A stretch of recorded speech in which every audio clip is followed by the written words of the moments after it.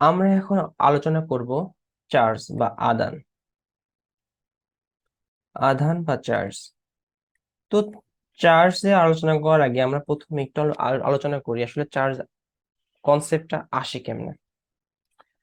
আমরা যদি খেয়াল করি কোনো একটা নিউট্রাল বস্তু যদি খেয়াল করি, কোনো একটা বস্তু যদি নেই, এটা একটা বস্তু। এই বস্তু আসলে কেমনে গঠিত? অনেকগুলো পরমাণু নিয়ে গঠিত, সরি, অনেকগুলো অণু নিয়ে গঠিত। এরপরে এই অণুটাকে যদি আমি এখন বাইরে নিয়ে আসি, অণুটা বাইরে নিয়ে আসলাম, এই অণুটাই এখানে নিয়ে আসলাম। এই অণুটা আবার কি দিয়ে গঠিত? অনেকগুলো ক্ষুদ্র ক্ষুদ্র কি দ্বারা গঠিত? এই অণুটা আবার অনেকগুলো পরমাণু দিয়ে গঠিত। পরমাণু। এরপর আমি যদি এই পরমাণুটাকে বাইরে নিয়ে আসি, এই পরমাণু আবার কি দ্বারা গঠিত? এই পরমাণুকে ভাঙলে এই পরমাণু বিভিন্ন মৌলিক কণিকা দ্বারা গঠিত। মৌলিক কণিকা দ্বারা গঠিত। এই মৌলিক কণিকাগুলো কি? ইলেকট্রন, প্রোটন এবং নিউট্রন।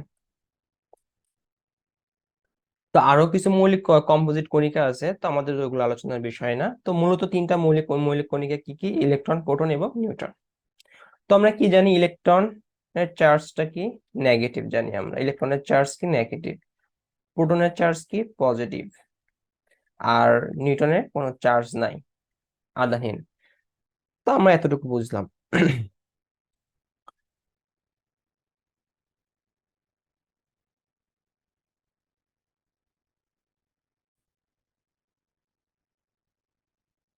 এরপর আমরা দেখি যেগুলা কোথায় থাকে।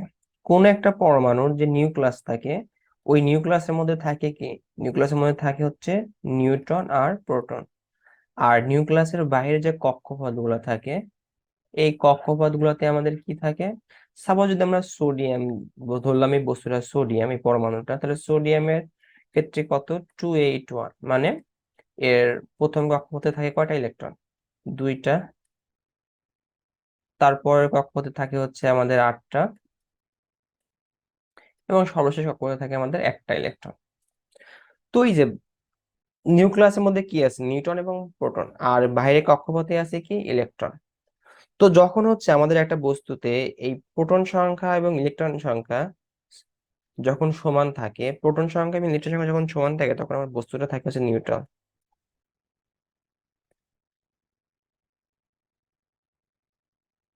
নিউট্রাল বস্তু।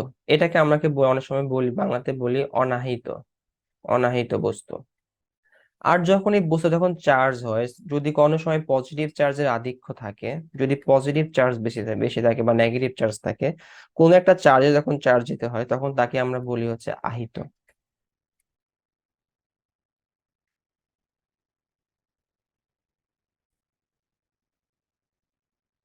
তাহলে আশা করি আমরা কোনো একটা জিনিস, আসলে কোনো একটা বস্তু চার্জিত বা নিউট্রাল বলতে কি বোঝায়, বা আহিত বা অনাহিত বলতে কি বোঝায়, এতটুকু আমরা ক্লিয়ার। তো আমরা যদি এখন চার্জের সংজ্ঞা যদি বলতে চাই, চার্জ আসলে সংজ্ঞাটা কি? চার্জ আসলে কি হলো? এই মৌলিক কণিকা, এটা ইলেকট্রন, প্রোটন এবং নিউট্রন আমরা জানি। এখন এই ইলেকট্রনের বৈশিষ্ট্যটা কি? এটা নেগেটিভ। প্রোটনের বৈশিষ্ট্যটা কি? এটা পজিটিভ। তার মানে চার্জ আসলে কি বলতে? চার্জ আসলে কি? মৌলিক, মৌলিক কণার বৈশিষ্ট্যমূলক ধর্ম। বৈশিষ্ট্যমূলক ধর্ম।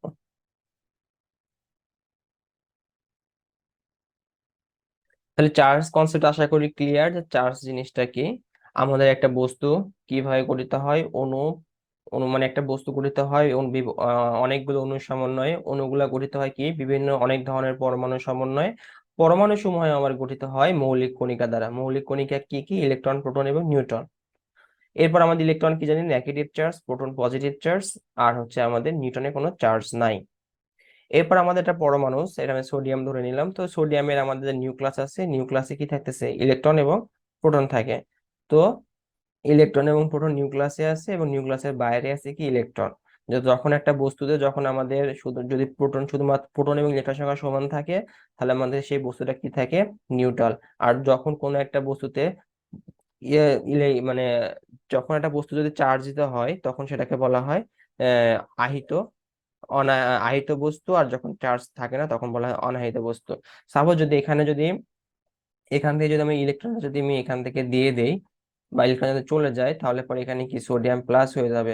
তার মানে আমাদের শুধুমাত্র সোডিয়ামটা ছিল কি, সোডিয়ামটা ছিল নিউট্রাল একটা বস্তু, বাট এই সোডিয়াম প্লাস এটা কি হয়ে গেল, এটা চার্জিত বস্তু।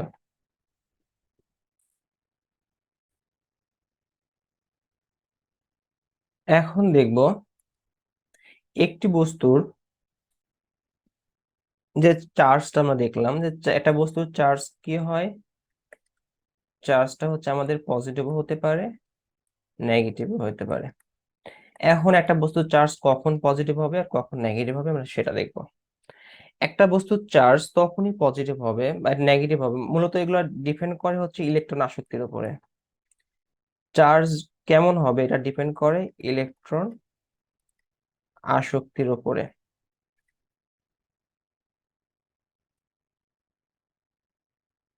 একটা বস্তু আসলে চার্জ কোন চার্জ হবে এটা মূলত ইলেকট্রন আসক্তির উপর। যদি আমরা এখন বিষয়টা খেয়াল করি যে এটা একটা কাচদণ্ড, এটা একটা কাচদণ্ড, আর এটা একটা রেশম, এটা রেশম কাপড় ধরলাম রেশম। তো এই দুটার মধ্যে এটা হচ্ছে ইলেকট্রন আসক্তি বেশি, রেশম কাপড়ের কি ইলেকট্রন আসক্তি বেশি।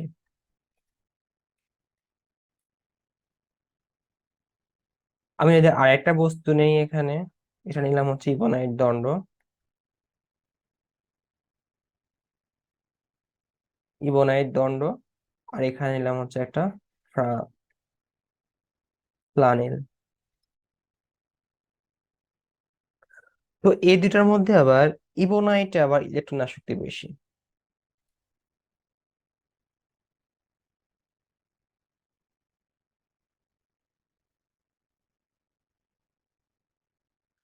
তো এখন যদি আমরা এই দুটা যদি ঘর্ষণ করি, এই দুটা যদি ঘষা হয় একে অপরের উপরে, যদি ঘষার পরে কি হবে,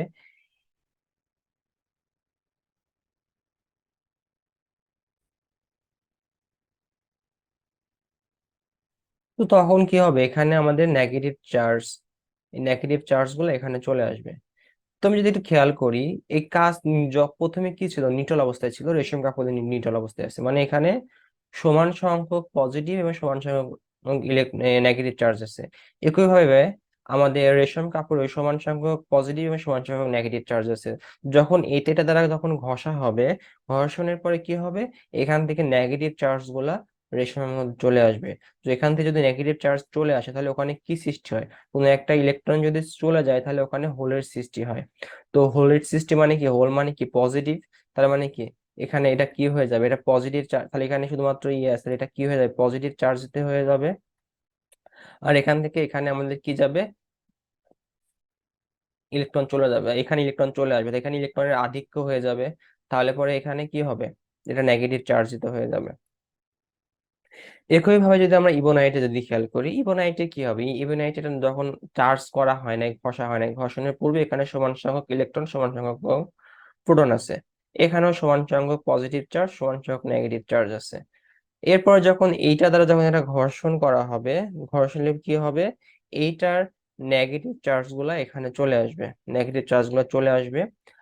আর এখানে কি হয়ে যাবে, হোলের সৃষ্টি হবে, হোলের সৃষ্টি মানে এটা পজিটিভ চার্জ। তার মানে এটা আমাদের কি হয়, পজিটিভ চার্জিত হয়ে যাবে, এটা তখন নেগেটিভ চার্জে চার্জিত হয়ে যাবে। তখন এটা আহিত, এটাও কি আহিত হয়ে যাবে নেগেটিভ চার্জে।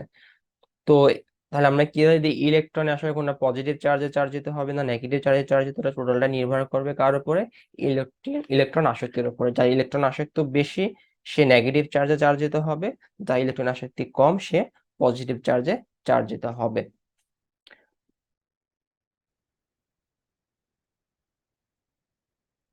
সমধর্মী চার্জ পরস্পরকে আকর্ষণ করে এবং বিপরীতধর্মী চার্জ পরস্পরকে বিকর্ষণ করে। অর্থাৎ প্লাস এবং প্লাস দুইটাই সমধর্মী, অতএব এই চার্জ দুটো বিকর্ষণ করবে। আবার মাইনাস এবং মাইনাস দুইটাই কি নেগেটিভ, এবং নেগেটিভ দুইটাই নেগেটিভ, এবং দুটো নেগেটিভ চার্জ কি করে পরস্পরকে বিকর্ষণ করবে। আবার যদি একটা প্লাস একটা মাইনাস হয় বিপরীতধর্মী চার্জ, তার মানে একটা অপরকে আকর্ষণ করবে। আবার যদি একটা মাইনাস একটা প্লাস থাকে এবং দুইটা যেহেতু বিপরীতধর্মী চার্জ, তার মানে বিকর্ষণ করবে। অর্থাৎ সমধর্মী চার্জ পরস্পরকে আকর্ষণ করে এবং বিপরীতধর্মী চার্জ পরস্পরকে বিকর্ষণ করবে।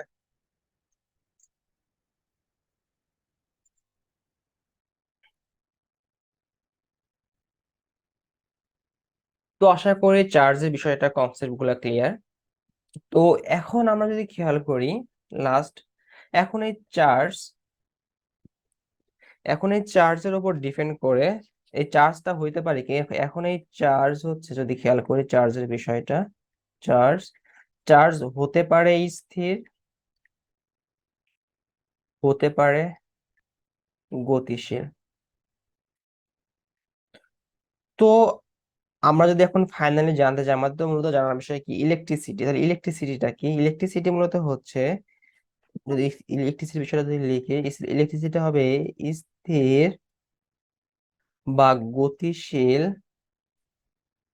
স্থির বা গতিশীল আদানের ক্রিয়া। এই যে স্থির বা গতিশীল আদানের ক্রিয়া, মানে এই যে পজিটিভ চার্জ গুলো এবং নেগেটিভ চার্জ গুলোর যে প্রবাহ, এখন এই চার্জ গুলো যদি স্থির থাকা অবস্থায় সেখানে যদি ইলেকট্রিসিটির সম্ভব হয়, ক্রিয়েট হয়, তাহলে পরে কি হবে সেটা স্থির তড়িৎ। আর যদি গতিশীল অবস্থায় ক্রিয়েট করে তখন কি হয়ে যায়, চলৎ তড়িৎ।